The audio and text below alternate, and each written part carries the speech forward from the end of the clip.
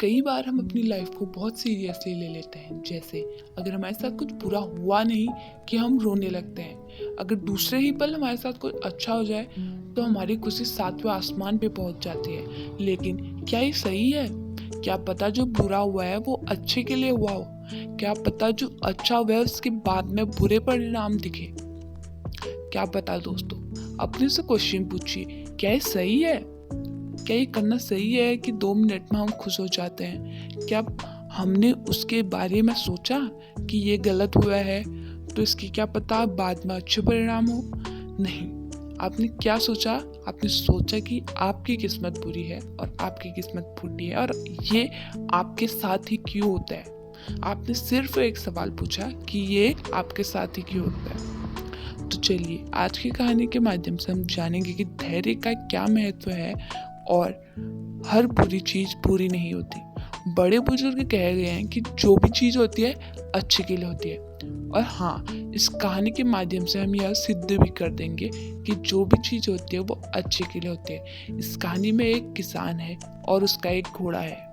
किसान दिन रात एक करके उस घोड़े से पैसे कमाता है और उसका पूरा परिवार उस घोड़े पे ही डिपेंडेंट है। मतलब जितना भी उनके घर में पैसा आता है उस घोड़े के काम की वजह से ही आता है। और इसी वजह से पूरा गांव उस किसान से चिढ़ता था कि ये घोड़े की वजह से कैसे इतने सारे पैसे कमा रहा है।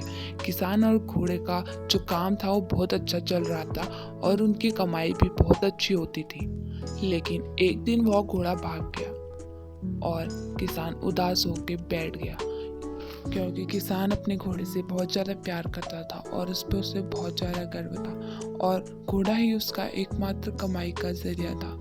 यह देख समाज के लोग उसके पास दौड़े चले आते हैं और कहते हैं, हे भगवान, तुम्हारा घोड़ा जिस पे तुम्हें इतना गर्व था, जो तुम्हारा सिर्फ एकमात्र कमाई का जरिया था, वह भाग गया। तुम्हारी किस्मत तो बहुत बुरी है, अब तुम आगे क्या करोगे?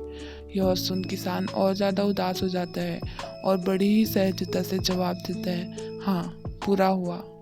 अगले ही दिन वह घोड़ा वापस आ जाता है और अकेले नहीं, अपने साथ 2 और घोड़े ले आता है जो जंगली होते हैं। फिर से यह देख किसान के आस पड़ोसी और समाज वाले लोग आ जाते हैं और कहने लगते हैं, तुम्हारा घोड़ा वापस आ गया और अकेले नहीं, अपने साथ 2 और घोड़े लेके आया है, वो भी जंगली। तुम्हारी किस्मत तो बहुत ज़्यादा अच्छी है।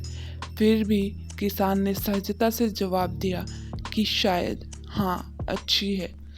पर एक दिन जब किसान का बेटा उस जंगली घोड़े को काम करना सिखा रहा था तो वो जंगली घोड़े ने किसान के बेटे को ही जमीन पे पटक दिया, जिस कारण उसका पैर टूट गया।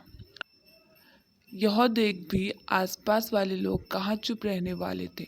उन्होंने कहा, उस पागल घोड़े ने देखो तुम्हारे बेटे के साथ क्या किया, उसका पैर तोड़ दिया, यह तो बहुत बुरा हुआ। किसान दुखी हुआ और फिर से उसी तरह जवाब दिया और कहा, हाँ, शायद मेरे बेटे के साथ गलत हुआ।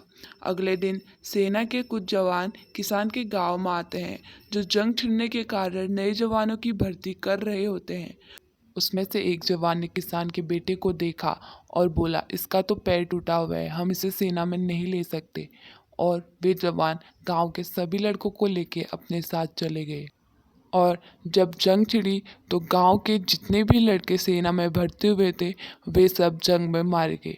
यह देख के उसके पड़ोसी उसके साथ आते हैं और कहते हैं, तुम्हारे बेटे को तो जवान जंग के लिए नहीं ले गए, तुम्हारी किस्मत तो बहुत ज़्यादा अच्छी है।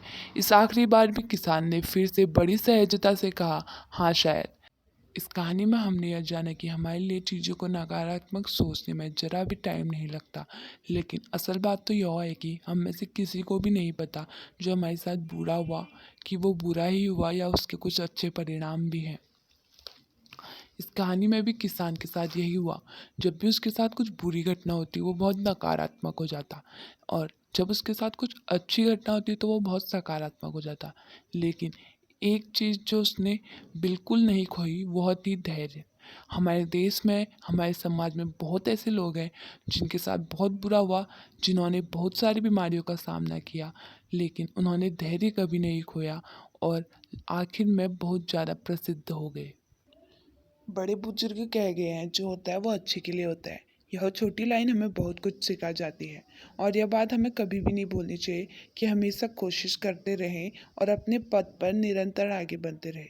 इस कहानी से हमें क्या सीख मिलती है? फर्स्ट, किसी बात को लेकर ज़्यादा परेशान नहीं होना है।